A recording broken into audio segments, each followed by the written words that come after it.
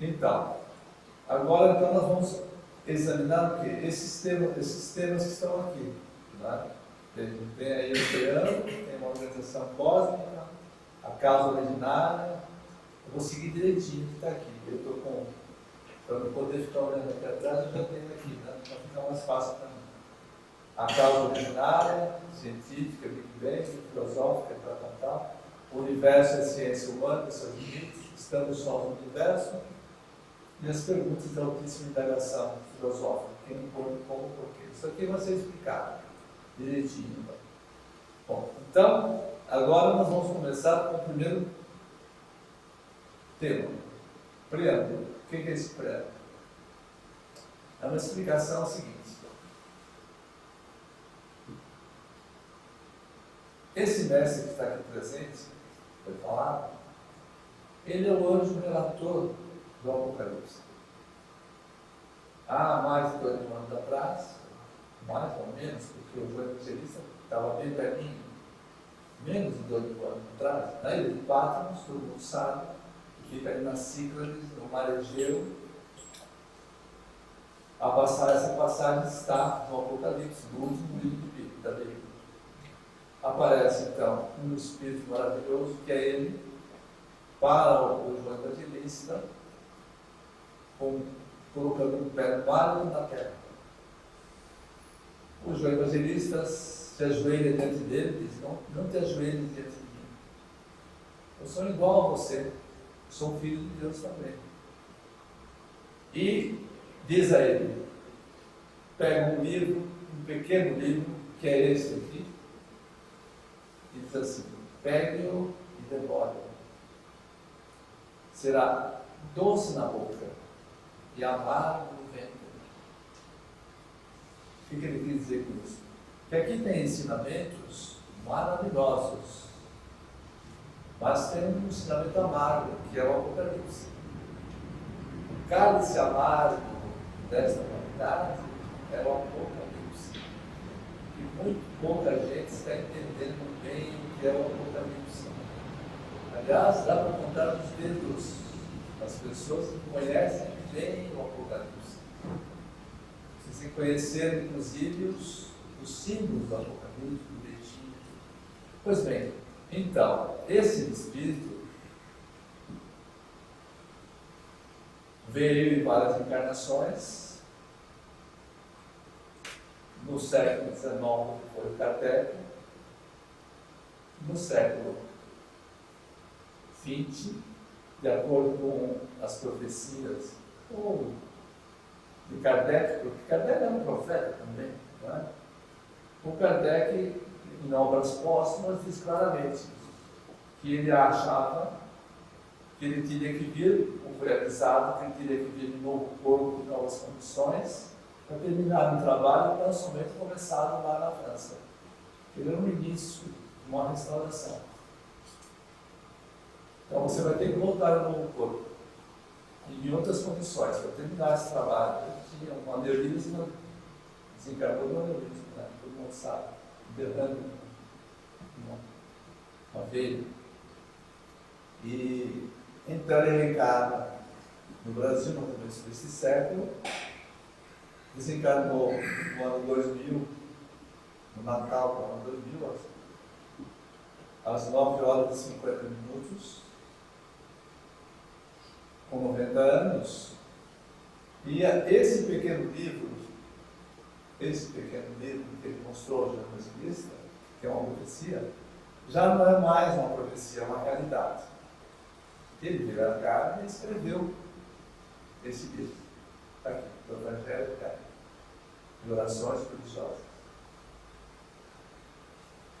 Ele na carne, quando fazia suas luminosas predições, ele notava, ele dizia: eu noto que vocês não estão entendendo bem o que eu estou falando, mas eu não vou descer até vocês. Vocês é que subam até mim. Eu vim trazer o capitel do edifício doutrinário. Entendendo-se o edifício doutrinário, a fundação, o esqueleto, o Evangelho Eterno. E as portas abertas, etc., as as complementações, essas obras complementares. Ele, quando esteve encarnado, ele dizia: eu já escrevi 116 obras. Na verdade, infelizmente, ele escrevia as obras e doava às pessoas, porque não tinha condições econômicas, ele era só de editar.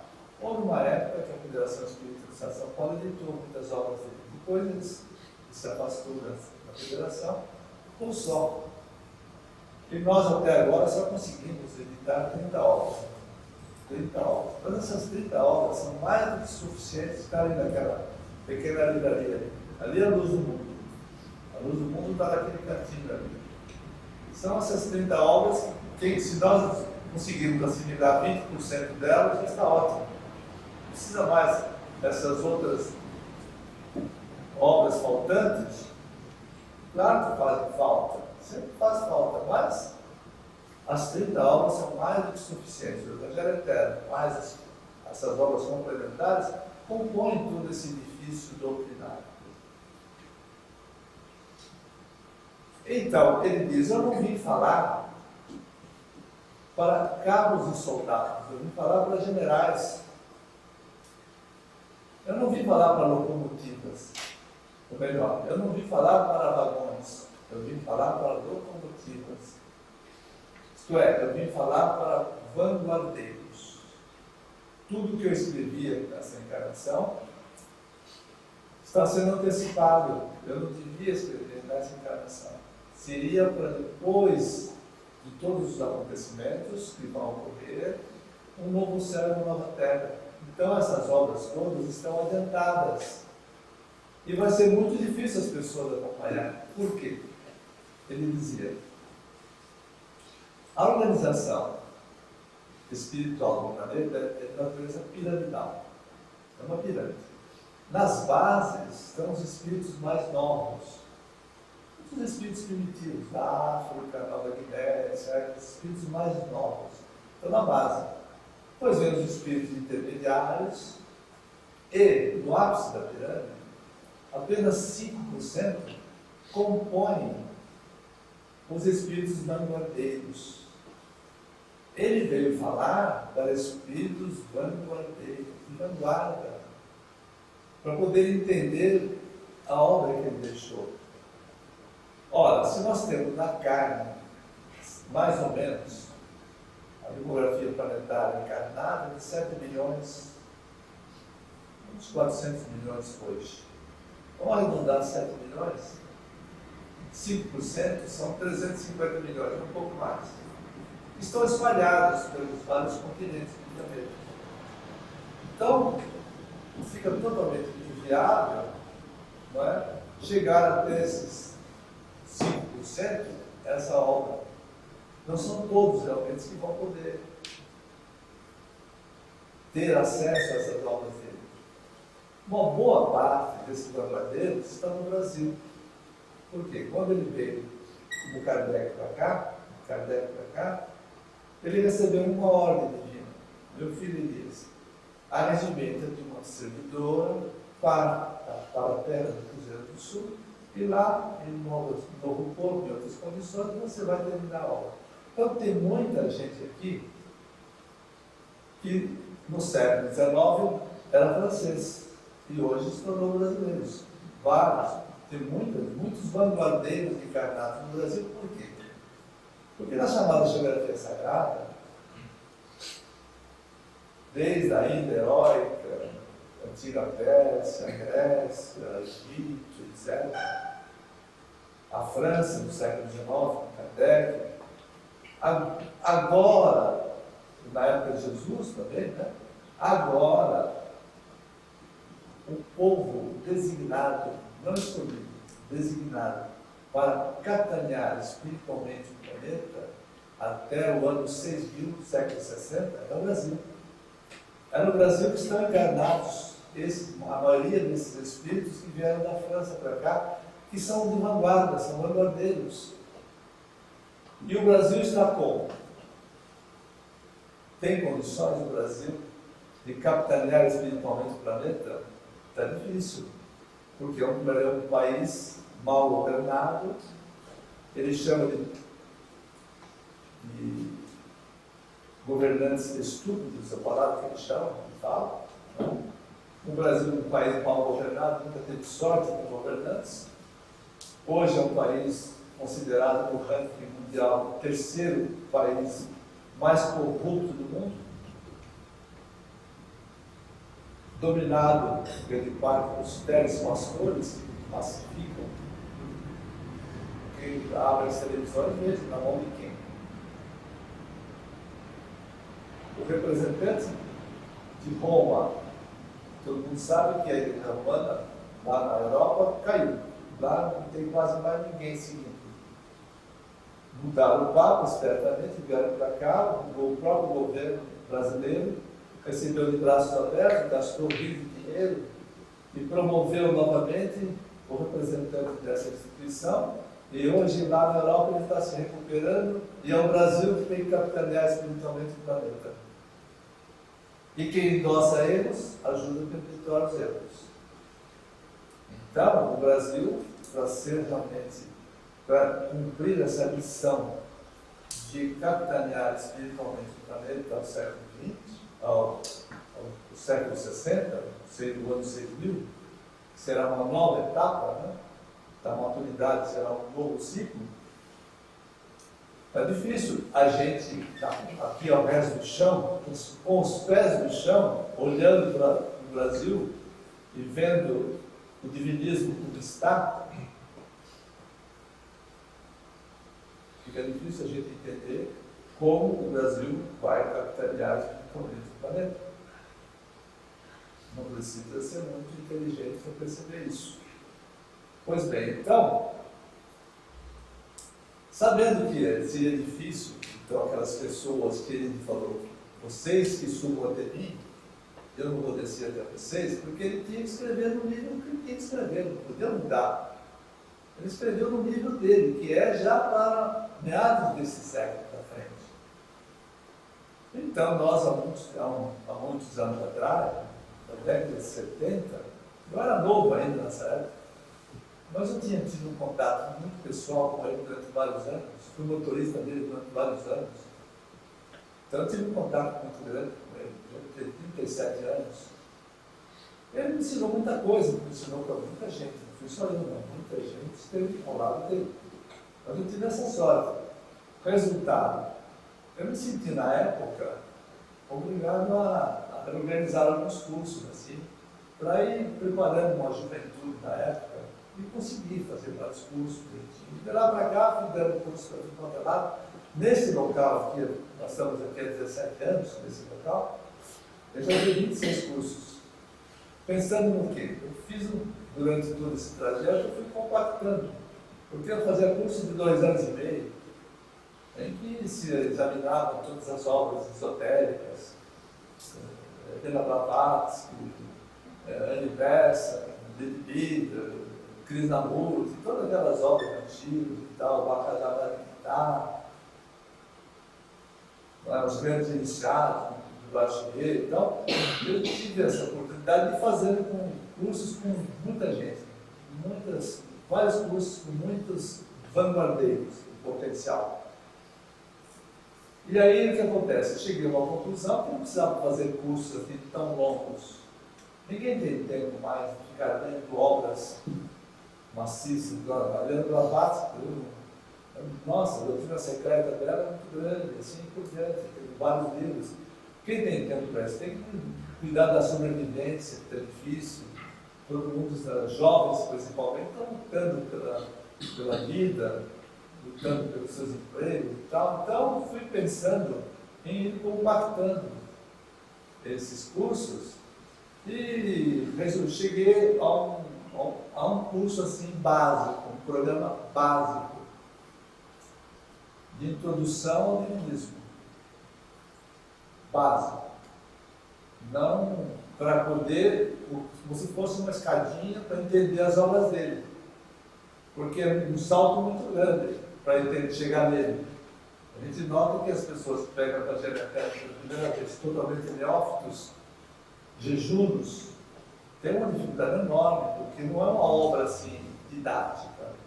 É algo difícil para quem está se iniciando. Para quem já está iniciado, tudo bem, as pessoas vão lendo e vão entendendo. Mas para quem não, quem está do zero, é difícil.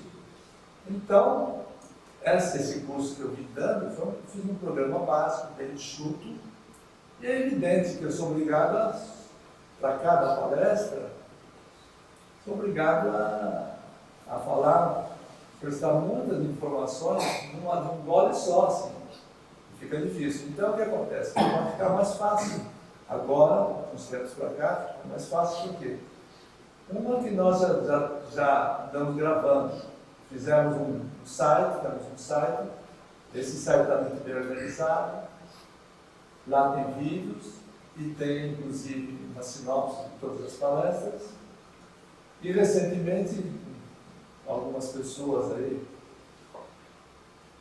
fizeram questão de editar esse livro, nós editamos, está aqui, né? E todo o programa que eu desenvolvi está aqui nesse livro aqui, está por aí.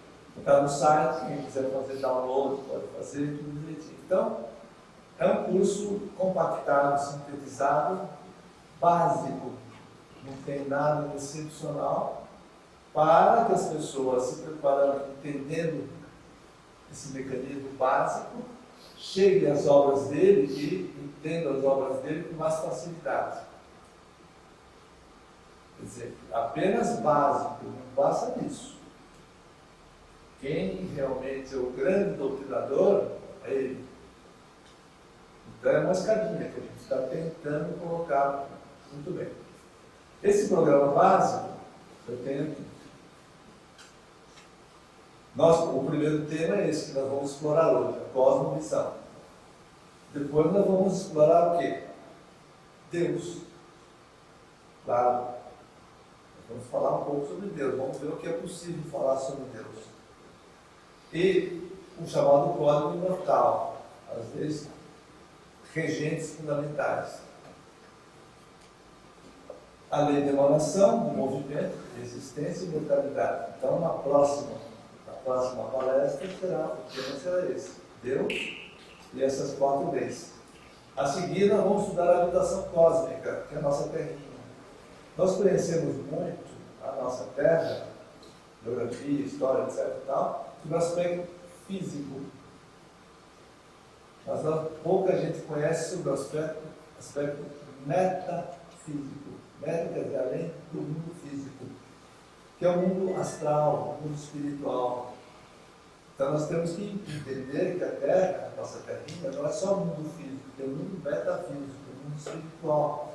E nós vamos estudar então a nossa habitação cósmica sobre esse aspecto. Depois nós vamos estudar a revelação. Todos nós sabemos. A Bíblia, é bom fazer um parênteses, a Bíblia judeu-cristã, né? Tem uma passagem lá, quando nós vamos estudar a Igreja Romana, nós vamos citar essa passagem. Em que Jesus, estando na presença de Pedro e mais apóstolos, o Pedro teve uma grande visão. E Jesus disse: Pedro, diga quem você acha que eu sou. E o Pedro disse: o Senhor é o Messias. Então, quando se vai à Bíblia, essa passagem, lá diz assim, Jesus diz assim, na Bíblia, Mateus, não é? 14, 16 a 19, diz assim: Pedro, tu és pedra, sobre essa pedra edificarei minha igreja. Tudo que ligar na terra será ligado no céu. Tudo que desligar na terra será desligado no céu. E as portas do inferno não prevalecerão contra ele. Bom, isso está lá. Nós sabemos que não é a realidade. Ele mesmo escreveu que isso foi mudado, foi feito a Vulgata Latina. Pelo Jerônimo, todo mundo sabe. A igreja fez a Vulgata Latina, traduziu do hebraico aramaico para o latim. Na verdade, diz ele, o que Pedro falou não foi isso. O que Jesus falou de Pedro não foi isso. Ele diz assim: Pedro, sobre a revelação. Essa revelação, Pedro, que você teve, na verdade, é sobre essa pedra que edificarei a minha doutrina. A pedra sobre a qual ele iria edificar a doutrina era a revelação. Não Pedro. Ele mesmo, nessa aula, ele disse, no Evangelho Eterno, ele fala que ele nunca se chamou Pedro. O nome dele era Simão Bar Jonas. Simão, filho de Jonas. Nunca houve Pedro. Era Simão Bar Jonas. A igreja mudou, colocou Pedro. Então, a revelação é a pedra sobre a qual se edificada a doutrina, esse edifício doutrinário que Jesus veio trazer. Então, nós vamos estudar a revelação em duas partes, né? Uma primeira parte, a parte histórica da revelação, e a segunda parte, vamos estudar a Bíblia revelacionista, vamos estudar a Bíblia direitinho, para entender bem a organização da Bíblia, etc. Depois nós vamos estudar a lei regente da evolução, tanto a evolução biológica como a evolução espiritual. Depois a lei da reencarnação. Depois o Apocalipse. A seguir os 10 mandamentos e a lei de responsabilidade. Logo depois, então, o que acontece? Essa primeira etapa dos nossos estudos serão 8 palestras, um total de 14. Então, as outras 6, como ele sempre combateu as religiões, quem pega os folhetos dele, quem pega as obras dele, ele foi rigorosíssimo e aí, né, com as religiões. Muita gente diz, todas as religiões são boas, todas elas encaminham a Deus. Não é verdade isso. E ele sempre disse que não era verdade. Então, quem não combater a mentira, não fará com a verdade, ele dizia. E ele sempre combateu o que? A mentira, porque as religiões são realmente de fabricação humana. Ora, se é assim, muita gente incautamente, inocentemente,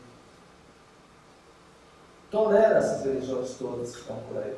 Veja o que foi feito por esse representante da igreja romana. O Apocalipse é claro, é a besta do Apocalipse. E o cidadão que veio aqui é o número 666 do Apocalipse. Vicários, generais dele internos. Nós vamos falar sobre isso quando vamos estudar essa igreja romana. Então, como existe uma ideia falsa das religiões, nós colocamos, então, vamos estudar as religiões historicamente, desde o início delas, desenvolvimento do espaço no tempo, e como elas estão hoje, para desmascarar os religiosismos. A melhor maneira de desmascarar, cair a máscara, é mostrar cientificamente, historicamente, as origens dessas religiões, como é que elas se desenvolveram no espaço do tempo, o que elas são hoje. Não são nada disso. São verdadeiros equívocos, engodos. É como um iceberg. Todo mundo vê só a pontinha do iceberg. E a base? Tem que conhecer tudo. Então, nós selecionamos as principais religiões do mundo ocidental. Vamos fazer um estudo sobre o israelismo, o judaísmo, que está muito em voga, o Oriente Médio está pegando fogo. O islamismo, que pouca gente conhece também, 1 bilhão e 300 milhões do planeta são adotam a religião islâmica. 1 bilhão e 300 milhões. 50% são analfabetos. Maomé, o próprio Alcorão diz, Ubi quer dizer que iletrado. O próprio Maomé era iletrado. Grande vidente, ninguém nega que era vidente. Ninguém pode negar também. Hoje Gabriel deve ter aparecido a ele. Só que o Alcorão tem coisas incríveis. Tá? E veja o que está acontecendo. Está pondo fogo no mundo. Blindado, qualquer coisa. Nós vamos estudar o islamismo no seu começo, no seu desenvolvimento e que é hoje. Porque eu sempre estou muito atualizado. Tenho muito tempo, leio, que posso ler, leio muitas horas diariamente.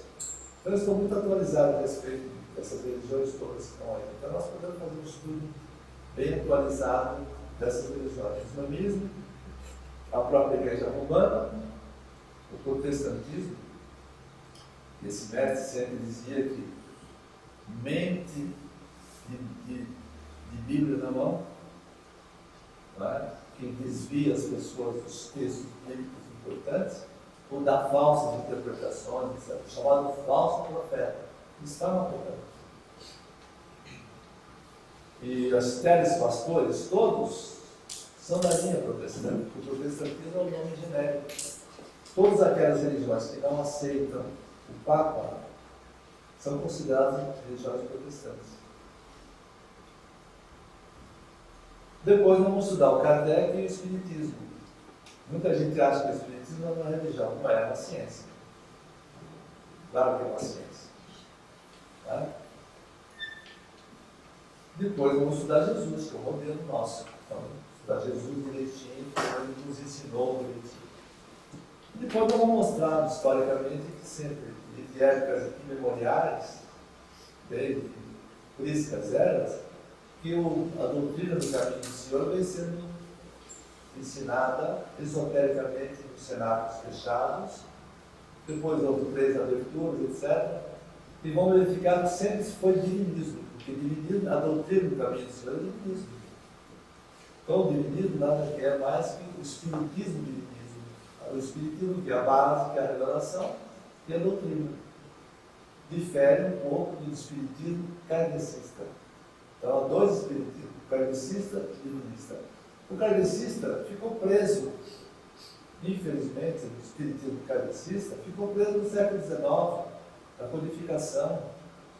O Kardec não entrou em Atos, em Epístolas, em Apocalipse. O Kardec não teve tempo disso. Ele veio nessa encarnação falar sobre tudo isso que faltou na codificação. Então, o espiritismo kardecista, eu estou razoavelmente a par disso, participei até na França de congresso espírita, etc., vi o que eles pensam direitinho. Eles dizem claramente, os espíritos, a maioria, a Federação Espírita Brasileira, etc., fora de Kardec não tem espiritismo, então ficam presos.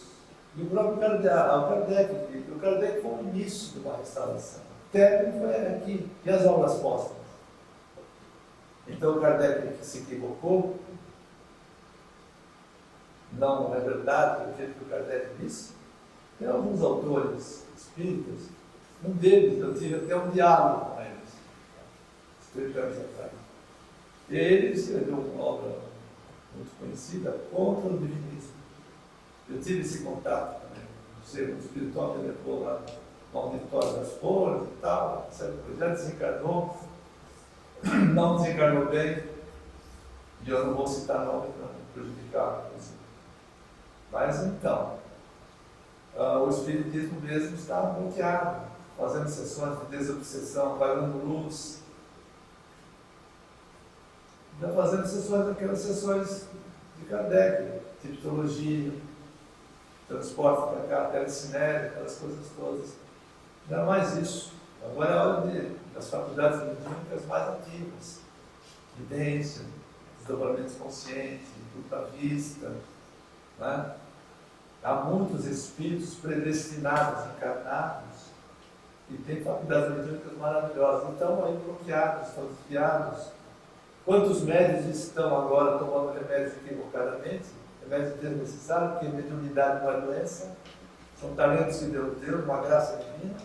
Quanta gente está tomando remédios aí, indo para manicômios, tanta coisa, equilibrando tanta gente. Quando eles deveriam estar trabalhando porque na revelação, comunicabilidade, que ilustra, diverte, consola, filhos que todo mundo conhece. Então, é esse programa que nós vamos desenvolver, tá certo? Durante esse tempo todo. Será nos cursos anteriores, nós fizemos assim uma forma quase não, semanalmente. Agora não, vamos fazer um por mês. Um por mês. Então será o último sábado do mês. Às 19 horas. Muito bem. Então, hoje o tema é a cosmovisão. Muito bom. Vamos lá. O primeiro tema, então, é a organização cósmica.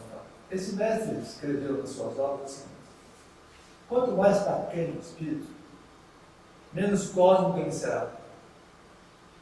Quem não adquirir uma consciência cósmica não evoluirá. Pode ver. Quem não conseguir adquirir uma consciência cósmica não evoluirá. Por quê? Jesus lá atrás disse: a casa do Pai tem muitas moradas. É o cosmos, o universo cósmico. Então quem ficar preso somente à terrinha, um cisco cósmico, ficava aprisionado só nisso aqui, se não abrir para o cosmos. Não é? Os hinduístas, na língua sânscrita, diziam sobre o samadhi, que eles chamavam de samadhi. É preciso abrir a consciência para a consciência cósmica. Não ficar preso, aprisionados, ficar enjaulados somente na Terra. Temos que abrir para o cosmos. O cosmos é infinito. Não tem limites. Infinito quer dizer espaço sem fim. É algo terrível. Dá até vertigem na gente só de pensar. Bom, mas é isso que nós temos que enxergar. Não podemos ser covardes, temos que tentar penetrar. Então, quando se fala no cosmos, a melhor coisa para nós entendermos o que é o cosmos é tentarmos verificar qual é a organização cósmica. Onde é que nós moramos no cosmos?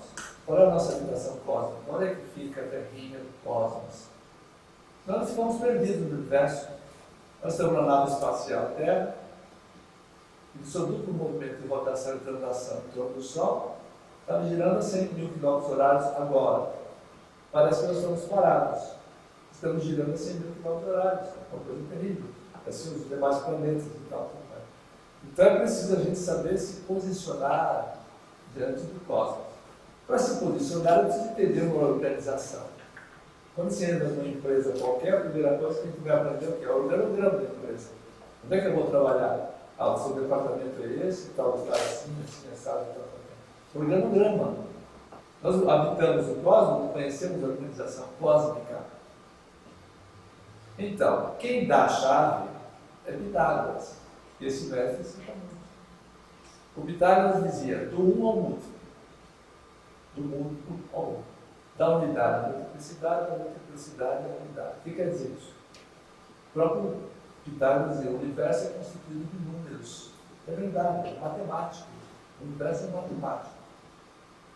O um é Deus. Não é? Os múltiplos somos nós, os deusinhos. Somos nós. Muito bem. Qual é essa organização cósmica? Então, se nós tivermos um critério metodológico, temos que encontrar uma metodologia para chegar na organização. Vamos partir da multiplicidade para a unidade. Do múltiplo para o múltiplo. Nós vamos verificar o quê? Vamos partir então do infinitamente pequeno para o infinitamente grande. Do microcosmo para o macrocosmo. Ora, qual é o infinitamente pequeno na terrinha nossa? Partindo da mundivisão, da visão do mundo para a visão cósmica, da cosmovisão. Partindo assim, nós vamos verificar o seguinte: primeiro, é o átomo. O átomo se constitui de partículas subatômicas. O conjunto dessas partículas, prótons, elétrons, nêutrons, etc., o conjunto delas forma um átomo. Forma um universo atômico. O que quer dizer universo? O universo é uma forma compacta de unidade e diversidade. Diversas são as partículas, mas no seu conjunto formam um. Do múltiplo ao múltiplo. Universo atômico, microcósmico. O conjunto de átomos forma o que? Moléculas. Então, o universo molecular. conjunto de moléculas, as múltiplas moléculas, formam um tecido. Múltiplos tecidos, um órgão, múltiplos órgãos, sistemas digestivo, etc. Os vários sistemas biológicos, né? Circulatório, etc. Esse conjunto todo, nós formamos o organismo humano. Nós somos um universo organizado, organismo. Tudo tem ordem no nosso organismo. Nós somos o quê? Uma unidade de multiplicidades. Temos múltiplos átomos, tudo mais. Então forma esse conjunto que se nós observarmos uma mesma família, por consanguinidade, múltiplas pessoas de uma mesma família, múltiplas pessoas formam uma família. Múltiplas famílias numa determinada área formam um bairro. Múltiplos bairros formam o quê? Zonas. Tem a zona norte. Vamos ver São Paulo. Tem a zona norte, a zona sul, a zona leste, a zona oeste, a zona centro. O conjunto das zonas não forma uma cidade? São Paulo é uma cidade. Múltiplos municípios. Múltiplos municípios formam o quê? Um estado membro.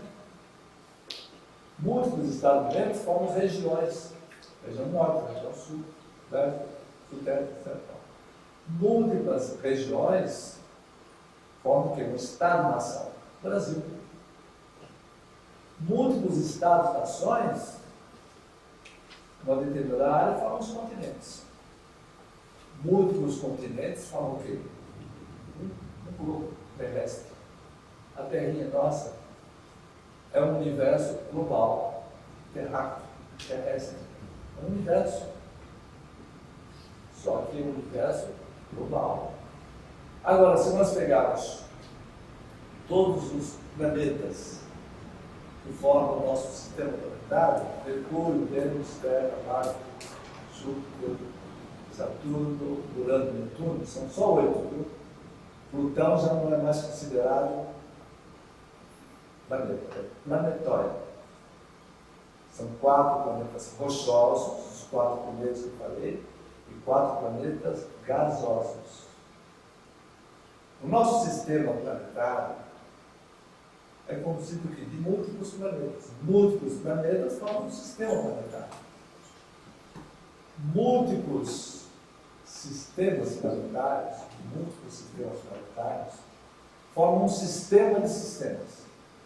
Múltiplos sistemas de sistemas formam uma galáxia. Existe, então, um universo galáctico. Múltiplas galáxias formam o quê? Sistemas de galáxias. E assim vai, múltiplos sistemas de galáxias, assim, galáxias de galáxias. Nós chegamos ao quê? Ao infinito. Então, o universo cósmico forma é um só. É uma unidade de múltiplos. Aí nós podemos ter uma noção razoável dessa organização cósmica. Ora, essa organização cósmica é uma organização inteligente. O cosmos é inteligente. O cosmos vive, ele palpita, é um ser vivo. As várias estrelas e planetas que circulam pelo universo circulam através de leis inteligentes. As leis da mecânica celeste, que comandam o macrocosmos, as leis da mecânica quântica, que comandam o microcosmos, as várias leis complementares de movimento, etc. Quando o universo está em movimento constante, existe a chamada harmonia das esferas, há uma harmonia perfeita no universo, é tudo matemático, tudo constituído de números. O universo é uma perfeição inteligente. Os cientistas costumam dizer que o universo pode ser comparado a um relógio. Dá a perfeição do universo, parece um relógio perfeito. Vejam, a Terra mesmo, né? Vamos dizer, a Terra e os demais planetas, né? Estão sempre girando em torno do Sol, que é uma estrelinha de muita grandeza, e matematicamente, né? A nossa terrinha, durante 365 dias e 6 horas, dá uma volta em torno do Sol. Os demais planetas também. E os planetas matematicamente estão girando e não se chocam, tem uma harmonia perfeita, uma sincronia. Assim, as demais galáxias e tudo mais. Quantas galáxias? Né? Só a nossa galáxia tem 100 bilhões de estrelas. Só a nossa galáxia. Quantas galáxias mais tem? Quantas galáxias satélites? Não é? É um verdadeiro turbilhão esse universo. Muito bem. Então, esse universo, essa perfeição toda inteligente, a primeira pergunta filosófica e muito atual, é essa. Quem deu causa? Quem originou essa perfeição toda que é esse universo? Quem? Todos sabem que a ciência nunca se deu bem com as religiões. Por quê? Porque as religiões sempre perseguiram os cientistas. A grande perseguição foi o primeiro cientista, Galileu Galilei. Vamos falar daqui a pouco sobre ele. Foi o primeiro perseguido. Depois os demais cientistas sempre foram perseguidos. Não é? Há um filósofo, Butler, que dizia assim: as religiões se escondem nos cantos escuros da ciência. Quando a ciência vem clareira, elas ficam medíocres. E é verdade. Então as religiões, como são infantis, elas se baseiam em muita coisa na Bíblia. O que está na Bíblia nós sabemos que, lamentavelmente, foi muito manipulada. Nós vamos estudar a Bíblia e vamos verificar isso. Foi muito manipulada. A Bíblia não está de acordo, igual, não é? Intacta, como originalmente foi escrito. O Pentateuco que Moisés escreveu, o Gênesis, por exemplo, que Moisés escreveu, não é o Gênesis que está lá. Nós vamos verificar que ele houve uma modificação.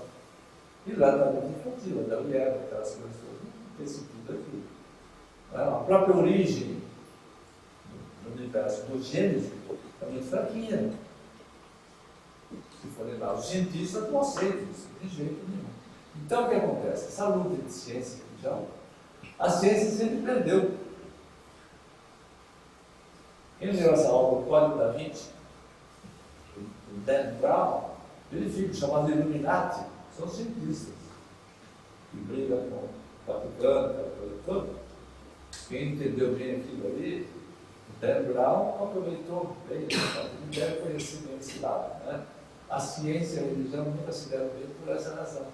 Porque as religiões sempre combateram, perseguiram, e hoje é a vez da ciência. Então eles dizem, verificando tudo o que está acontecendo nas religiões, não é? A própria religião romana na Europa está decadente. Então, está se levantando agora antes no Brasil. Esse movimento todo que houve aqui é perpendicular. Mas a ciência astronômica, os cosmólogos, os astrofísicos, os físicos nucleares, etc., estão fazendo todo o possível para mostrar que se as religiões são falsas, eles sabem que são, Deus não existe. E qual é a tese que eles levantaram? Do Big Bang.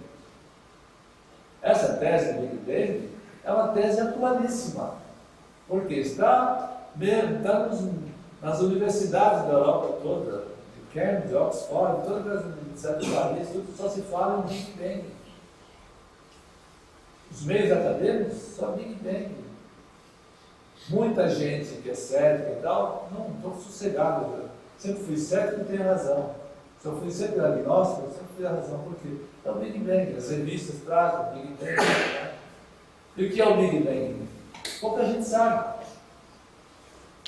O Big Bang é o seguinte: existiu em 1927 um astrofísico belga, Georges Lemaitre. Ele concebeu a origem do universo da seguinte maneira: no início havia um átomo gigantesco. Houve uma grande explosão. dos estilhaços desse ato, dessa explosão desse ato, fomos formando então que os primeiros átomos, as primeiras moléculas, né? Até surgir todo o universo. Essa é a tese do Big Bang. A primeira pergunta que se faz fazer, claramente, é a seguinte: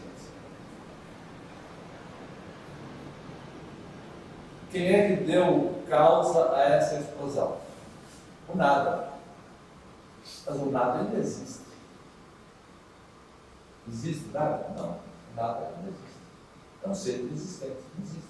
Se nada existe, como é que o nada pode produzir uma grande explosão?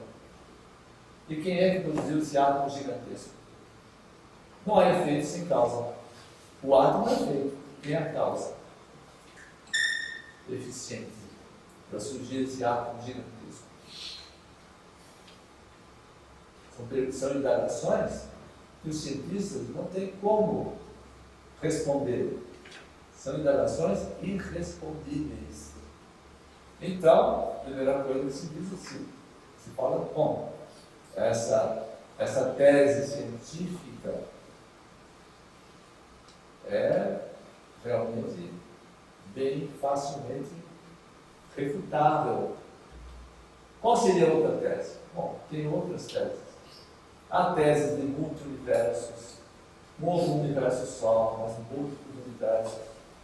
Há tese de múltiplos eventos, quer dizer, não houve só um Big Bang, houve múltiplos Big Bangs e muitas outras teses da origem do universo. Mas a tese kardecista, divinista, é a tese mais lógica. Quem vai a Paris, no Père Lachaise, está no túmulo Doman, que eles chamam lá, né? Túmulo de Kardec, na parte de baixo, no túmulo em cima tem lá, pessoas depois mais escritas, então nasceram, morreram, etc. Progredir sem cessar, mas embaixo ali tem a frase que eu considero particularmente mais inteligente de Kardec, que era uma inteligência maravilhosa.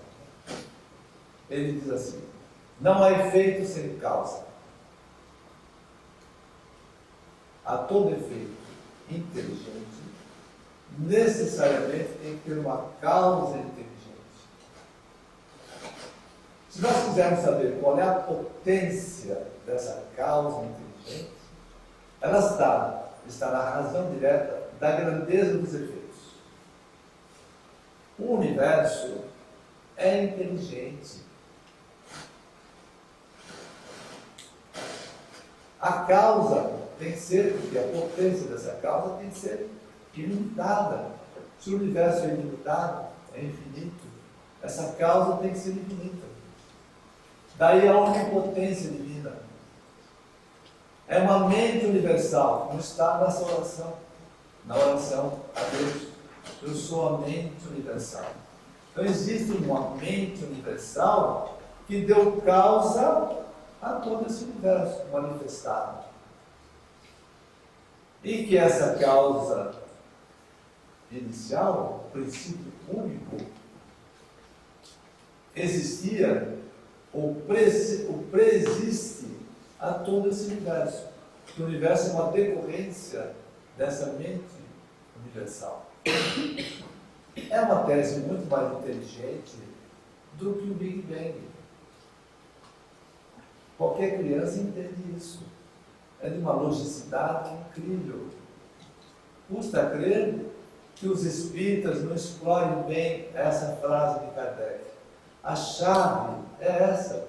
É kardecista divinista, porque o Kardec também, esse mestre não veio combater o Kardec. Ele veio, de certa maneira, dizer: eu, como Kardec, escrevi alguma coisa, coisinhas para a época, muita coisa está superada e a grande maioria está correta. Mas tem algumas falhas. E eu deixei de escrever sobre algumas coisas, então vim completar. Mas essa frase de Kardec é divinista, é lógica, explica claramente quem deu causa a esse universo maravilhoso e inteligente, comandado por leis inteligentes. E só se vai a essa causa originária pela inteligência.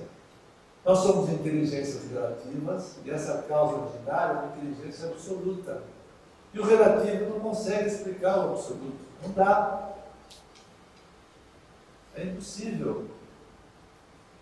Mas, como esse mestre sempre ensinou, o homem descobre aos poucos, o que em Deus está eternamente descoberto.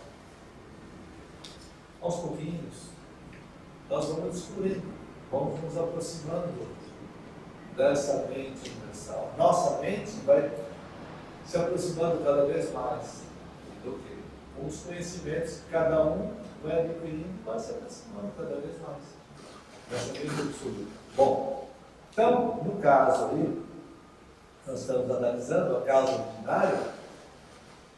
Parece que o Big Bang realmente não é a melhor explicação. No entretanto, astrofísicos maravilhosos, teóricos, práticos e tudo mais, cosmólogos, cosmologistas e tudo mais, a grande maioria, na década de 80, 90, principalmente, e para cá também, tem aceitado o Big Bang como um ponto pacífico.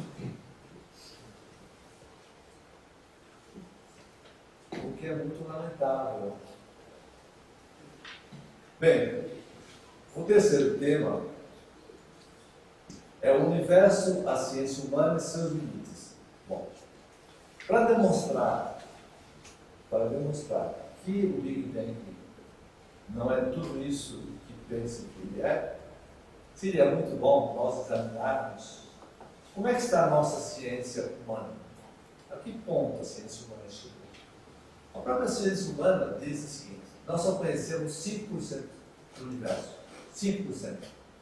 Ué, quem conhece só 5%, como é que pode? Desconhece 95%?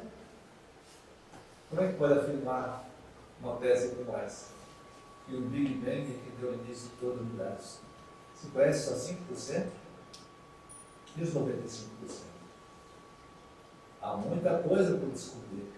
Uma vez conversando com esse mestre, ele me disse: imagine daqui 10 a 15 mil anos a que ponto chegará a ciência humana. Nós estamos no comecinho de uma era eletrônica maravilhosa, o terceiro estado de Deus, como ele falava. Mas ainda estamos no começo, vamos devagar. Sábios da terra, desconfiem da sua sabedoria. Quanta gente nasce hidrocéfala, aquela cabeça grande, oligofrênica, cabeça cérebro pequenininho, débil mental, assim por diante. Quanta gente no planeta está assim? Por quê?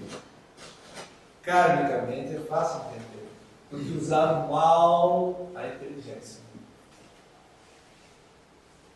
Tá? As casas André-Luiz, muito conhecidas aqui, na Implicância, mostra, quem vai lá sabe perfeitamente, vê claramente ali quanta gente deve ter usado mal a inteligência. Porque se querem saber das dívidas pretéritas, vejam o resgate presente. Conforme o resgate, dá para saber o que é que aconteceu. Se usou mal o cérebro, acontece isso. Quantas demências, quanta coisa. Débitos mentais, quanta gente sofrendo de problemas psíquicos e tudo mais, porque usaram mal. Quantos cientistas agora estão adotando essa tese equivocada? Quantos eles estão, pelo menos se supõe, que eles deverão estar adquirindo uma responsabilidade incomensurável, terrível, porque estão desencaminhando muita gente, e muita gente acredita.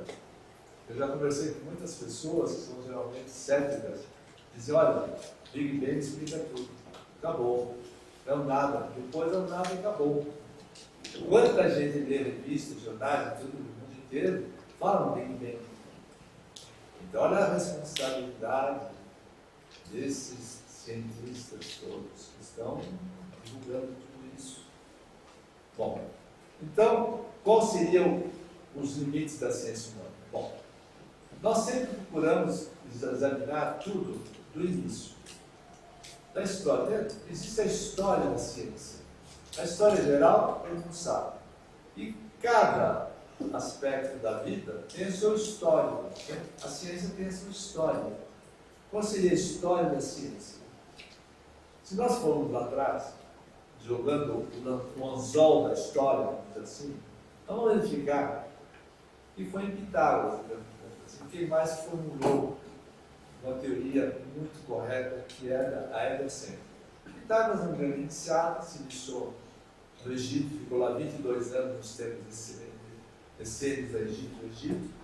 Depois ele foi iluminar a Grécia, aqueles tempos de Delfos, Apolo, se encarnou lá em Platão, todo mundo conhece. Pitágoras, que era um grande matemático, um grande geômetra, né? Ele aprendeu os termos iniciáticos que, na verdade, o sistema nosso, planetário, tinha o Sol como centro do sistema. O sistema heliocêntrico. Sócrates foi na mesma linha dele. O Pitágoras viveu no século VII antes de Cristo. O Sócrates no século seguinte. O discípulo de Sócrates foi Platão. Então, nessa linha. Todos eles eram heliocêntricos. O Platão era heliocêntrico. Ele era pitagórico e foi um grande discípulo de Sócrates, todos mundo sabe. O Platão tinha lá a sua academia em Atenas. Então, na academia já dizia, só pode entrar quem for geômetra, né? Então, tudo matemático. No universo temos matemáticos, números. Ou a grande inteligência da academia platônica foi Aristóteles. O próprio Platão, o nome dele não era Platão, era Aristóteles.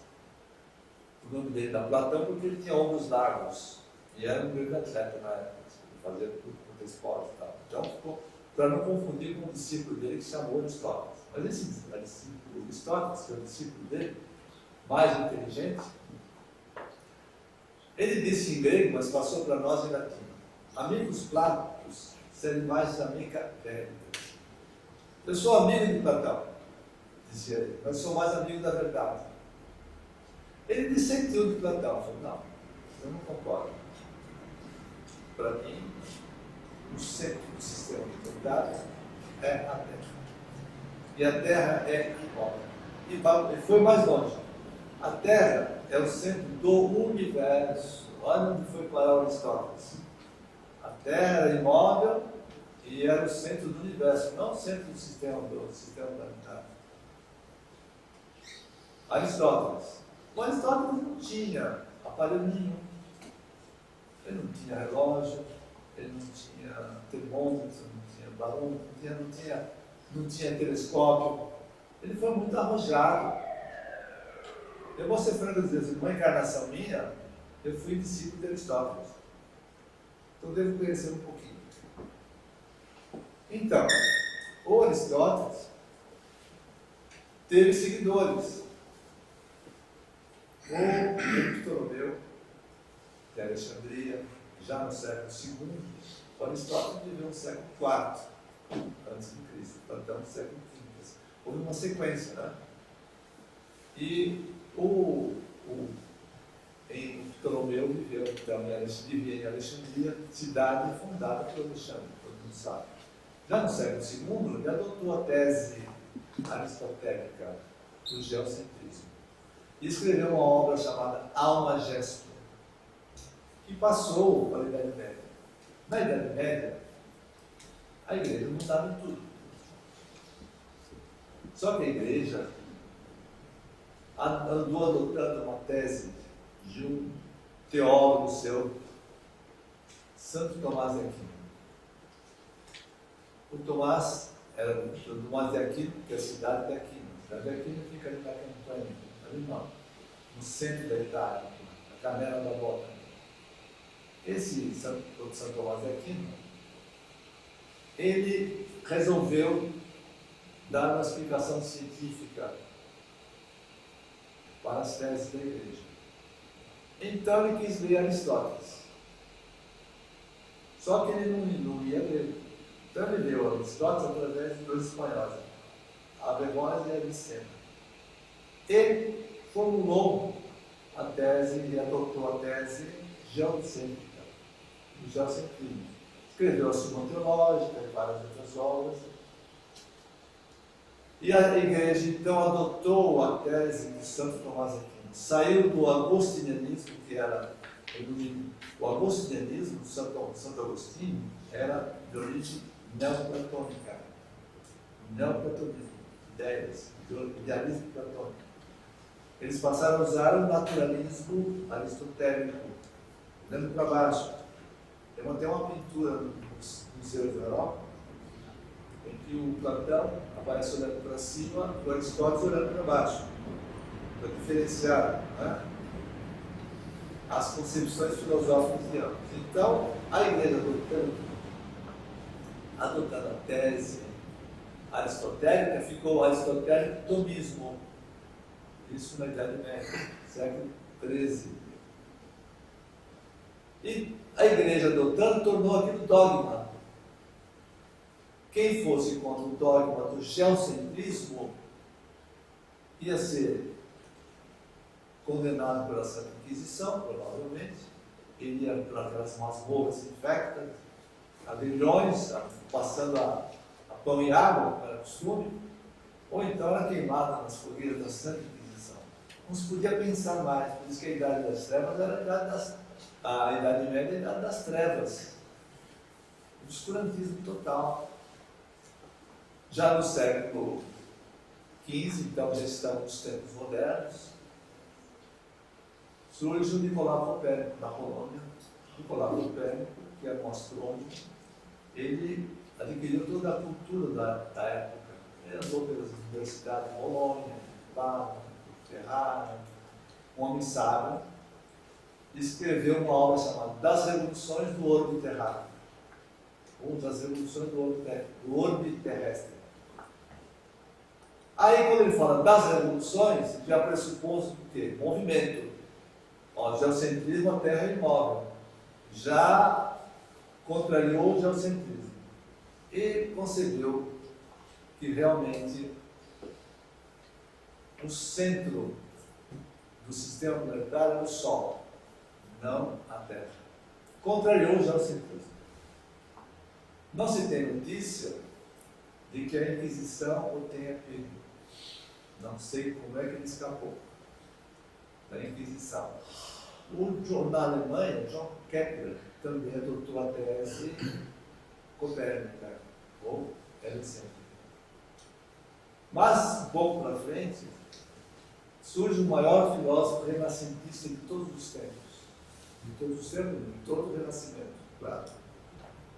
Que foi Giordano Bruno, que é uma vida de João Evangelista, que é o nosso diretor planetário atualmente. O João Evangelista foi o maior filósofo de todos.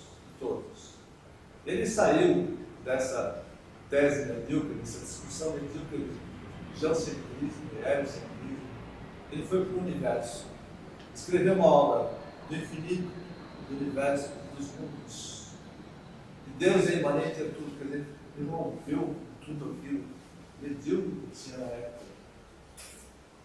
E ele, então, acabou se tornando teólogo, que quem estivesse fora da igreja, fora da igreja não tem salvação. Ele era teólogo, aos 31 anos ele acabou sendo excomungado, foi desterrado.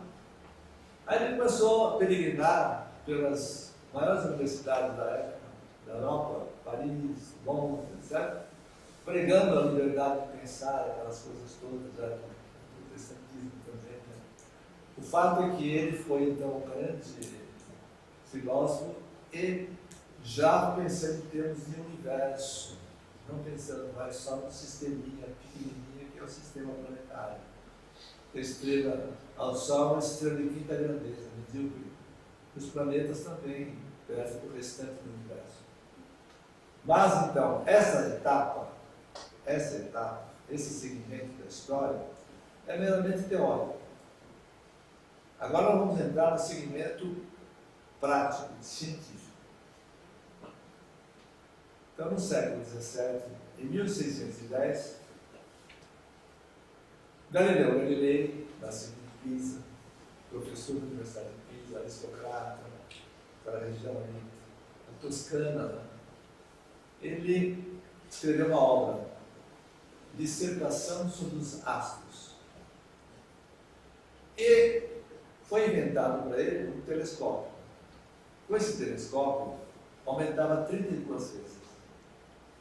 E com esse telescópio, então, ele pôde ver as montanhas da Lua, alguns satélites de Júpiter, os anéis de Saturno. E assim ele descobriu que realmente a tese correta era a heliocêntrica. A Terra realmente era, como Copérnico falou, tem um duplo movimento de rotação. Rotação em torno do próprio eixo e depois de translação em torno do Sol. A tese copérnica. Resultado, a Inquisição quis pegar. Claro, ele foi julgado e ele teve que se retratar. Tudo aquilo que ele havia descoberto, ele foi obrigado a dizer, se retratava. E dizem que ele baixinho, antes de sair do Tribunal da Inquisição, diz assim: no entretanto, ela se move. Né? Foi a frase final dele. Bom, então, o Galileu ele inaugurou a ciência. O primeiro cientista do planeta é Galileu Galilei. Todo mundo aceita isso na história da ciência. Então, seguindo em frente, no século seguinte, século XVIII, Newton, Isaac Newton, teoria da gravitação universal, coisa foi. E os telescópios começaram a se ampliar, seus diâmetros. Então, cada vez mais, telescópios cada vez melhores, saltando um século para frente. Já no século XX, após a Segunda Grande Guerra, surgiu a chamada era eletrônica. Aí foi um salto gigantesco. Tá? Começaram a surgir os radiotelescópios, geralmente colocados em lugares elevados, montanhas, deserto, cumes, assim, fora das luzes e da poluição das cidades, começaram a abrir para o cosmos. Então surgem grandes radiotelescópios. O mais famoso dele, mais recente, é o do Hubble, em homenagem a Edwin Powell Hubble. O Edwin Powell Hubble é um máster físico, em 1929, descobriu que o universo se expandia, a expansão do universo. Então deram uma homenagem a ele, Hubble. E esse telescópio, Hubble, realmente foi espetacular. Por quê? Porque já conseguiram colocar em volta da Terra satélites, dando volta à Terra. O primeiro satélite foi aquela Laika, aquela cachorra russa. Depois o próprio Yuri Gagarin, uma nave tripulada por seres humanos, em 1957. Yuri Gagarin, todo mundo sabe, lembra bem, ele sendo comunista na época, materialismo dialético, tudo aquilo. Ele chegou a dizer, pelo menos as revistas, os jornais trouxeram essa notícia, que ele disse: eu estou viajando aqui em volta da Terra, é muito bonita, é azul, tudo mais, descrevendo a Terra, mas eu não vi nenhum Deus até agora. Em alguns meses, ele desencarnou no desastre de avião. Muito cuidado com a língua. Silvestre dizia: a língua não tem osso, mas quebra osso. Cuidado, por toda palavra que proferires, responderás. Pois bem, então, acoplado a essas naves espaciais, esse radiotelescópio Hubble conseguiu avançar. Até então, havia sido descoberto 1 quintilhão de estrelas. Esse mestre fala aqui, no livro dele, não é? Ele cita essa passagem, que nessa época em que ele escreveu, havia 1 quintilhão de estrelas, mundos de estrelas. Não é? E ainda ele cita, ou na época falava assim, esse 1 quintilhão de estrelas representa tão somente um cantinho do universo, se é que o universo tem cantinhos. pedacinhos. Com o Hubble não, o Hubble avançou, decuplicou 10 novos cantinhos do universo com o Hubble. E outros, ou depois, novos rádios telescópios foram surgindo. O Spitzer, o Kolbe, o Corot, Kepler, então vários, são os mais famosos. Rádios telescópios acoplados a naves espaciais em volta da Terra, procurando sondar os universos. Então se descobriu nesses 10 quintilhões de mundos, praticamente 300 mil galáxias.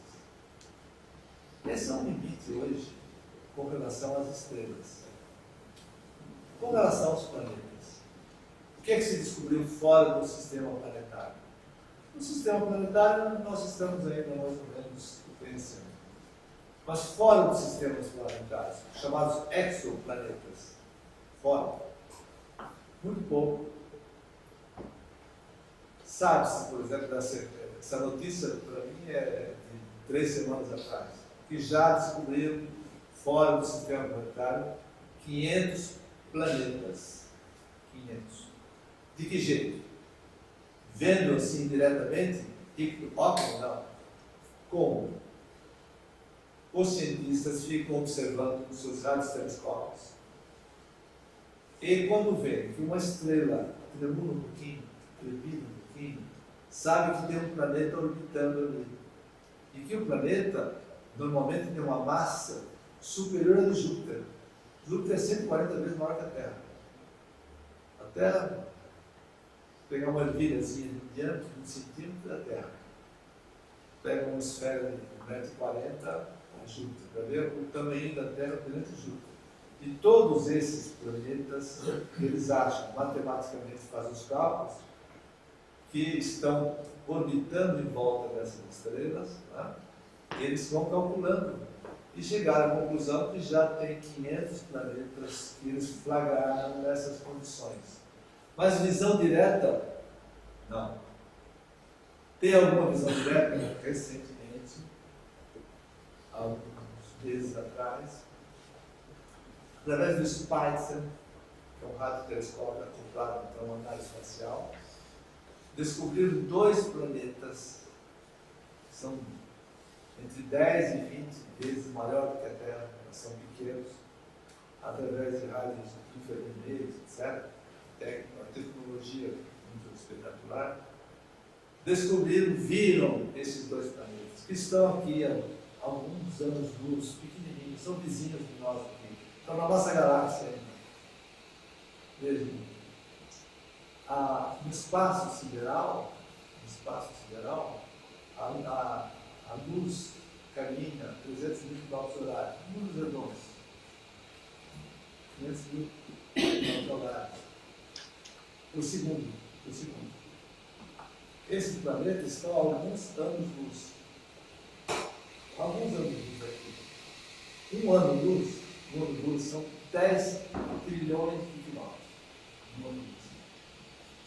Então, no espaço sideral, aqui os limites, nós é o quilômetro. Porque a Terra é tão pequenininha, 1 quilômetro está bom. Dá não. São trilhões de quilômetros que as medidas siderais são unidade astronômica, são cerca de 150 milhões de quilômetros que vai da Terra ao Sol, ou o ano-luz.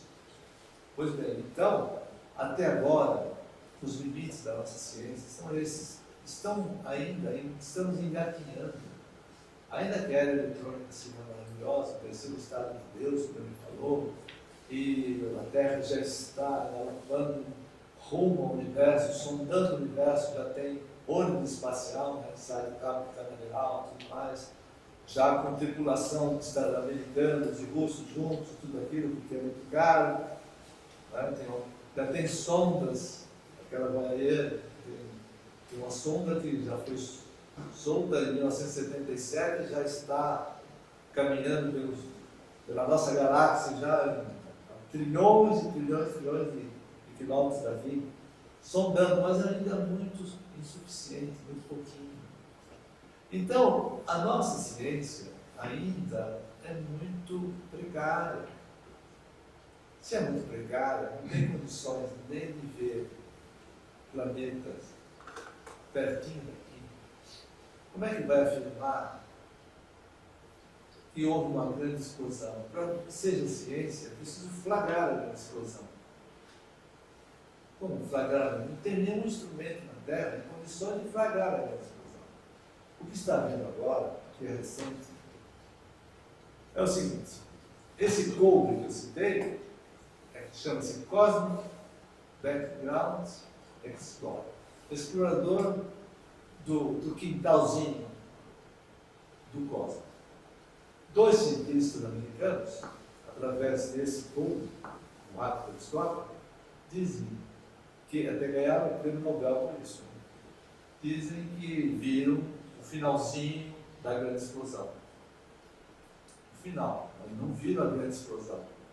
Não viram. Então não é ciência. Ciência é visão direta. É uma mera suposição que seja o finalzinho da grande explosão. E onde está a grande explosão? Ciência se faz vendo. Não dá para acreditar. Também, agora na região da França, quase ali na divisa com a Suíça, esses 2 países investiram milhões de euros no chamado LHC. LHC quer dizer Large Hadrons Collider. O que quer dizer? Colisor de grandes hadrons. Grande colisor de hadrons. Quer dizer isso? Eles construíram, já está construído, está funcionando, um aparelho, fosse um anel de 27 km, um tubo de 27 km, a 100 metros abaixo da Terra. E lá, então, colide as partículas subatômicas, que são então, físicos nucleares. Então, os físicos nucleares tentando provar o Big Bang. Aqui eles são astrofísicos. Então, veja, a diferença entre astrofísicos e físicos nucleares. O macrocosmo e o microcosmo. Então, os físicos nucleares, competindo com os astrofísicos, engendraram então esse aparelho, que custa milhões, estão lá os maiores cientistas físicos nucleares do mundo. Tem 30 físicos nucleares brasileiros lá, trabalhando lá, gastando dinheiro, tentando descobrir o quê? Através dessas colisões que eles chamam de grande collider, grandes colisões de partículas subatômicas, qual seria a primeira partícula do universo após o Big Bang. Eles dão o nome de bóson de Higgs. Higgs é o nome de um físico nuclear escocês que concebeu essa teoria. Então eles estão tentando provar essa teoria do bóson de Higgs. O que existe hoje cientificamente a respeito do Big Bang é isso. Os limites da nossa ciência demonstram que o Big Bang é uma falsa teoria, uma teoria equivocada, é uma pseudociência. Vejam bem. E olha que perigo, está sendo aceita pela imprensa, que divulga nos jornais, eu mesmo leio muito nos jornais, revistas, etc. E tal, tanta coisa sobre o Big Bang, a gente fica assustado com as pessoas, são incautas, não examinam bem, não estudam, não se aprofundam, então aceitam teorias absurdas. Se os cientistas combatem as religiões, tudo bem, nós também combatemos. Mas não, o fato de as religiões serem falsas não quer dizer que não existe uma mente universal, que nós chamamos aqui na Terrinha Deus, aqui no mundo ocidental, que está acima de tudo, que deu causa a tudo isso. Se o universo é inteligente, a causa tem que ser inteligente. Se a causa é inteligente, é uma mente superior que preexiste a todo esse universo. É fácil entender isso. Não é tão difícil. Bem, uma outra perguntinha é essa aqui. Estamos sós no universo? Bom, essa é uma pergunta que todo mundo se faz. Poxa, se os próprios cientistas dizem, não se conformam, cientistas. Nós não estamos conformados, nós temos consciência. E tem um cientista aqui, João Steiner, aqui da Universidade de São Paulo, que diz: Nosso planetinho é uma gota d'água no oceano. Então, o universo é um oceano e a gota d'água é um planetinho. Nós costumamos comparar o universo a uma soma de todas as praias do planeta. Um grão de areia da praia é o nosso planeta. Veja, o nosso planeta, cosmicamente, é insignificante. Se nós tirarmos um grão de areia de uma praia, a praia continua bela e formosa. Se você tirar uma gota do Oceano Atlântico, o Oceano Atlântico continua lá. Então nós somos muito pequenininhos.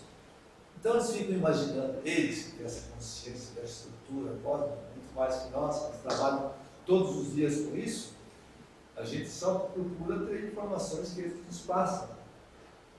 Eles são inconformados, não é possível que tenha vida inteligente somente um grãozinho de areia cósmica, uma gota do oceano, a terrinha, muito significante. Nós é que somos incompetentes para descobrir essas inteligências que devem existir no universo todo.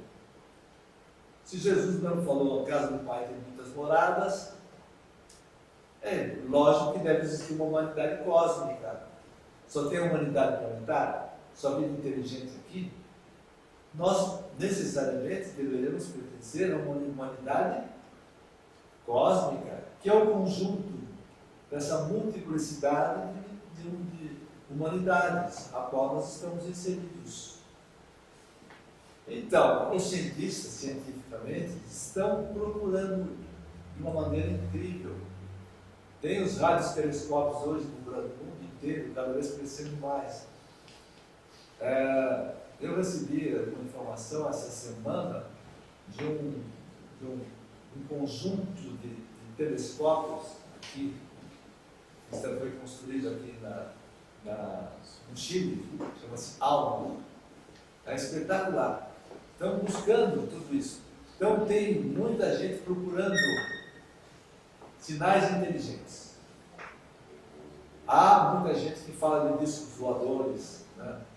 Objetos voadores não identificados, tudo isso, mas a ciência ainda não aceitou muito que tem inteligências maiores que a nossa. Muita gente pensa que vem atacar a Terra, etc. Se são mais inteligentes, não vêm atacar a gente, vêm visitar. Quem é mais inteligente, se tem inteligência para chegar até nós, é sinal de que são bem mais evoluídos que nós. Então não tem que criar esses ETs feios que eles criam aí. Nada disso. Pelo contrário, são mais inteligentes que nós. Muito bem. Mas tem uma prova científica. Eu digo a você o seguinte: há umas décadas atrás, eu sempre gostei desses assuntos.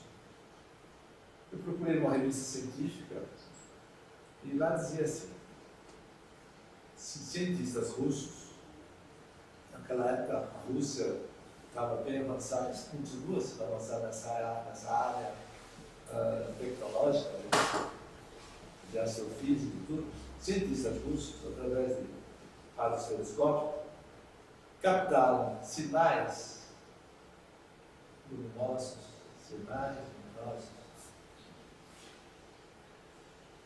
estranhos. Fizeram seus cálculos matemáticos lá e verificaram. São sinais luminosos não naturais, mas artificiais. Se são artificiais, devem ser inteligências extraterrestres. Primeira conclusão que eles tiraram. Segunda conclusão, que quando esses sinais luminosos forem emitidos, dada a distância astronômica mensurável, quando esses sinais forem emitidos, a Terra nem existia ainda. Dá uma distância. Esses sinais caminham a 300 mil quilômetros por segundo. Vejam que distância esses sinais luminosos foram do emissor para o receptor da Terra. E que se nós quiséssemos responder a esses sinais luminosos, nem liberando toda a energia contida na Terra, seria suficiente para alcançar esse orbe emissor, dada a incomensurável distância. Conclusão deles: não estamos sós no universo. É a única notícia que eu descobri até hoje a respeito de cidades, de civilizações extraterrestres. Não que não existam. Deve existir, porque Jesus não falou em vão. Esse universo todo maravilhoso só para ter uma nave espacial Terra, que espiritualmente falando, como dizia esse mestre, é uma latinha de lixo trafegando pelo infinito. Palavras dele. É quase que inconcebível que não exista. Deve existir, claro, claramente. Nós, a ciência humana, tudo que já mostrou, é que não está tendo condições de descobrir. Mas um dia nós iremos descobrir, como eu sempre disse. O homem descobre aos poucos o que em Deus está eternamente descoberto. Com relação, nossa, 10/9? Desculpe, hein? São só essas perguntinhas agora. Quem, quando, como? Por que eu vou deixar para a próxima palestra? Quem? Quem deu causa a esse universo? Claro, ou foi o nada absoluto, o Big Bang, ou foi uma mente universal. Segundo, quando? Os cientistas dizem que essa grande explosão se deu há 13 bilhões e 700 milhões de anos atrás. A área divinista, na nossa divina, não há possibilidade nenhuma de se saber quando foi que deu origem a isso. Como foi? Para o Big Bang foi repentinamente. É que não, houve uma grande explosão e repentinamente surgiu o universo. Nós, o divinismo diz, não, foi repentinamente, foi paulatinamente, através da lei dos 9 estados, que nós iremos examinar futuramente. Por hoje fica por aqui. Muito obrigado.